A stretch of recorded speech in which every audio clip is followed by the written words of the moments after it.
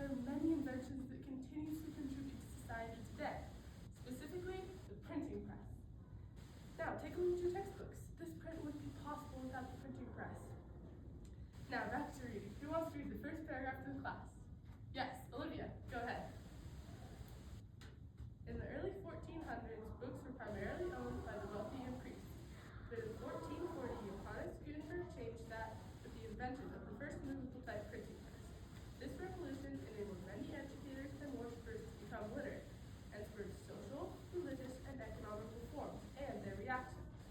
Printing much faster than scribes with the handwritten each page, as well as giving people access to a vast amount of knowledge due to the availability of books, which permitted common citizens to access knowledge previously reserved for the elite.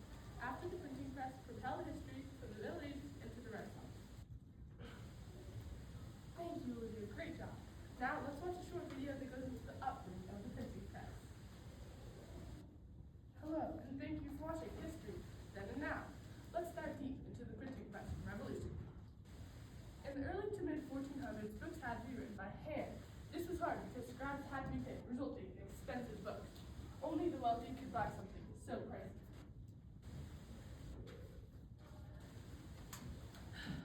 I guess I did get paid pretty well for being a scribe in the 1400s. I mean, full pages done in one day. Perhaps I should ask for a raise. The average scribe accomplished only 2 to 4 pages in one workday, soon to be 3,000 with the printing press. But the higher classes also had reactions to this. Have you heard about this new thing with knowledge and money? They're calling it humanism, as if you don't need money to buy books. Thankfully, an Italian poet, Petrarch, also contributed to the printing press revolution, believing that knowledge should not depend on wealth, soon to be called humanism. So children, there's a little video that goes into the upbringing of the printing press. You know, citizens have the right to knowledge regardless of the level of wealth. The humanism was established, setting the printing press up for huge success. But now, for the highlight of our evening, let's welcome Johannes Gutenberg. Yes, hello. You see, the printing press was a very important part of society.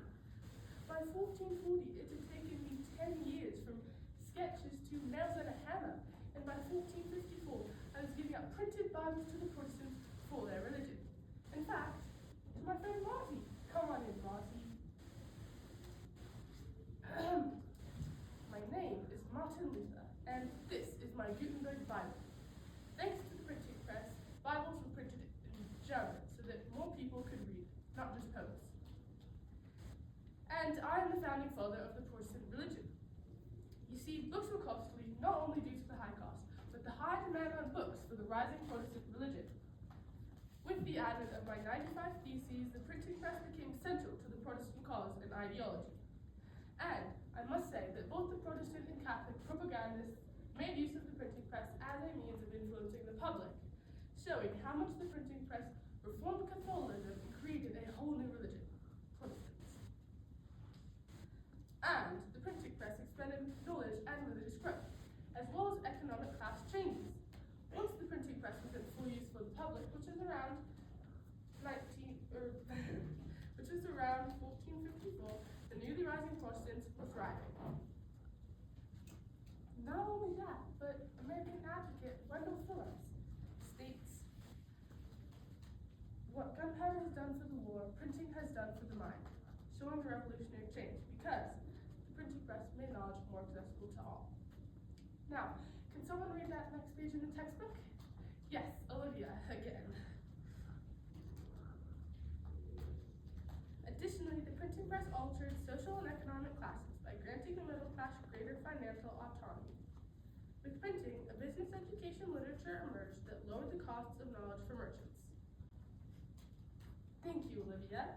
Now, all you guys can see that the printing press greatly affects our lives today. Like how it not only allows us to have better education, but to print ideas in an organized and timely fashion. And it has led to modern day legacies such as the copy machine and computer printer. Now, does anyone have any questions? Olivia again? Why is the printing press so so important if it was already invented by a Chinese inventor decades before? Olivia, what a great question. I'm so glad you asked. Well, while the Chinese inventor of Beijing version was very important, Johannes Gutenberg had metal technology that fine-tuned the invention and, like I said, propelled the modern era. And they allowed fast printing and reusable metal letters. Not only that, but since we live in the Western Hemisphere, most of the history we study is Eurocentric, meaning an invention in Asia gets less attention than an invention in Europe. Hopefully that answers your question. Wait, so you're saying that Johannes Gutenberg's movable type printing press reformed the spread of knowledge, and I could see that on page 450. Martin Luther recognized the value of the press and exploited it brilliantly in his challenge to the authority of the Catholic Church. That was definitely a social reform, but I was wondering how it reformed economically. Well, actually, look at this. It says on the same page of the textbook that between 1450 and 1500, the price of books fell by 65%, transforming the way ideas were decimated and the conditions of intellectual work. So, I guess I don't have a question. That's all right, Olivia, but did you know that there's many people that don't agree with the printing press? Yes, someone like me. I am Pope Leo X, and I must say that Martin Luther's 95 Theses was a harm to the Catholics. Once I recognized the danger of Luther's teachings, I strenuously and patiently urged his repentance. He even challenged my authority as a pope. And I know there are others that agree with me when I say the printing press was not so great.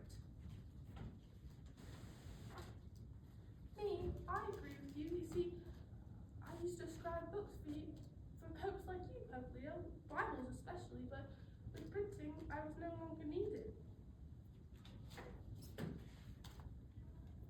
Well, gentlemen, thank you so much for coming in. Anyway, it means so much to the children. Bye now. All right, class, now I'm going to hand in an certificate that asks 3 questions. How does the printing press cause revolution, reaction, and reform in history? I hope you have a wonderful rest of your day and tell your parents what you learned. Thank you. Woo!